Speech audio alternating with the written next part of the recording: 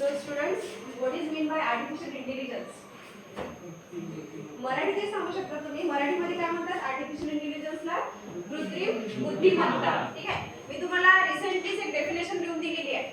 English मध्ये एक definition लिहून दिली आणि त्याचं ट्रान्सलेशन मराठीत करून दिले. ठीक आहे. सो सांगा इंग्लिश मध्ये डेफिनेशन सांगा. रियाज, artificial intelligence definition. An artificial intelligence assistant facilitates user interaction with AI systems, providing support, guidance, and executing tasks based on their user request, enhancing productivity and efficiency through intelligent automation and natural language processing. Very good. सगळ्यांनी capital विवेक मराठीमध्ये काय होते याचा अर्थ?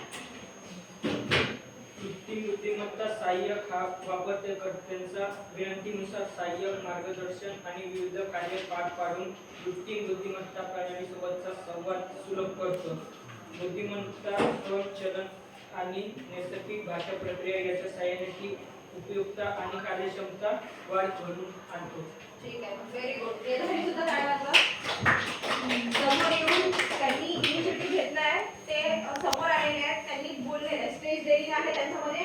आणि जे आपण की पॉइंट्स म्हटलंय सेकंड मध्ये बघितलंय ना आपण की पॉइंट्स, तर ते आहे यांच्यामध्ये.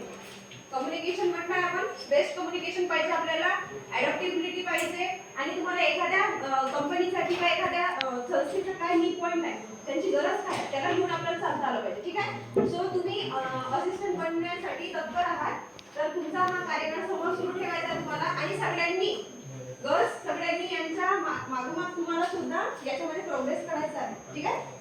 समजलं सगळ्यांना? बेसिक एवढा होता आणि त्याच्यानंतर आपला मेन पॉइंट काय आहे? पायथॉन. ठीक आहे. आपल्याला पायथॉनची गरज पडणार आहे या सिलेबसला. पायथॉन काय आहे? प्रोग्रामिंग लँग्वेज आहे. काय आहे? प्रोग्रामिंग लँग्वेज आहे. याचं एक सॉफ्टवेअर असते, एक ड्रायव्हर असते, ते आपल्याला इन्स्टॉल करावं लागते. त्याच्यानंतर आपल्याला त्याची कोडिंग करावं लागते. जसं कमांड प्रॉम्प्ट माहिती आहे सगळ्यांना. कमांड प्रॉम्प्ट मध्ये आपण कोडिंग करत असतो, नोटपॅड मध्ये आपण कोडिंग करत असतो. तसंच एक IDEAचं सॉफ्टवेअर आहे पायथॉनचं, ते सॉफ्टवेअर इन्स्टॉल करून आपल्याला त्याच्यामध्ये कोडिंग करायचं. ठीक आहे. एकदम लगेच मी तुम्हाला सॉफ्टवेअर सांगणार नाही, पण बेसिकली तुम्हाला आधी त्याची थेरॉटिकल समजून सांगणार आहे आणि त्याच्यानंतर आपण कोडिंग करूया. पण याच्यासाठी बेस्ट ऑप्शन काय राहील? W3 school. W3 स्कूल हा एक असा प्लॅटफॉर्म आहे जिथे तुम्हाला प्रत्येक लँग्वेजेसची कोडिंग, त्याचं स्ट्रक्चर, त्याचं इंट्रोडक्शन सगळ्या काही तुम्हाला सांगते W3 स्कूल काय. या सगळे चालते. Whether you prefer procedural, object-oriented, or even functional programming, Python's got you covered. म्हणून सुरुवातीला आपल्याला काय शिकायचं? कम्प्युटर शिकायचं आहे. ठीक आहे. कम्प्युटर म्हणजे तुम्ही जे शिकलेले असाल तरी पण तुमचं बेसिकली आपण फास्ट फॉरवर्ड घेऊया. ठीक आहे. सुरुवातीला आपल्याला कम्प्युटर स्टार्ट कसं होते, बुटिंग प्रोसेस स्टार्ट होते, सगळ्यांना माहित आहे. त्यानंतर आपण इथे हा कम्प्युटरचा स्टार्ट बटन आहे, इथून आपण सगळे फीचर्स त्याचे सॉफ्टवेअर ओपन करू शकतो. ठीक आहे. सुरुवातीला आपण काय केलेलं आहे? पेंट केलेलं आहे. तुम्ही आता पेंट केलाय ना, पेंटमध्ये तुम्ही माऊस हँडिंग केलाय. त्याच्यानंतर वर्ड फाईल आहे, वर्ड फाईलमध्ये तुम्ही काय केलेलं आहे? लेटर टाईप केलेला आहे. ठीक आहे. रिझ्युमे बनवला सगळ्यांनी याच्यात. ठीक आहे. कार्यालयीन आदेश वगैरे बनवले तुम्ही वर्डमध्ये.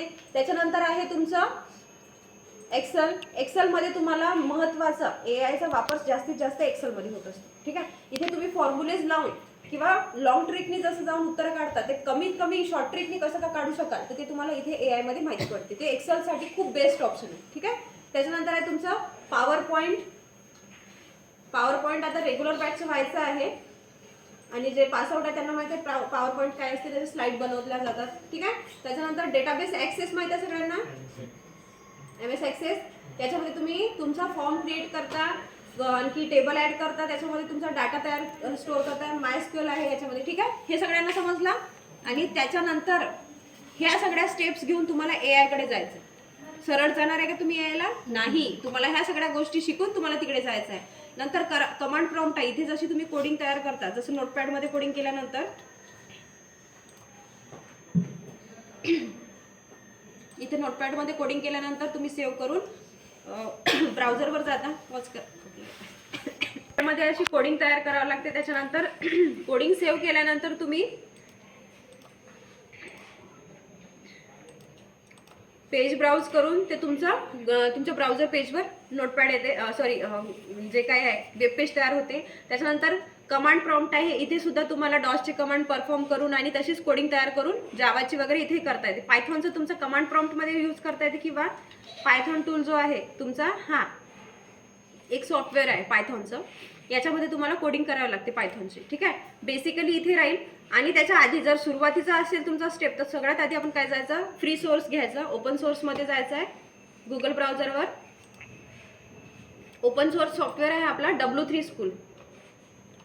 W3 स्कूल पायथॉन डायरेक्ट आलेला आहे, किंवा W3 स्कूलवरही जाऊ शकता तुम्ही. मुलांकडे जा.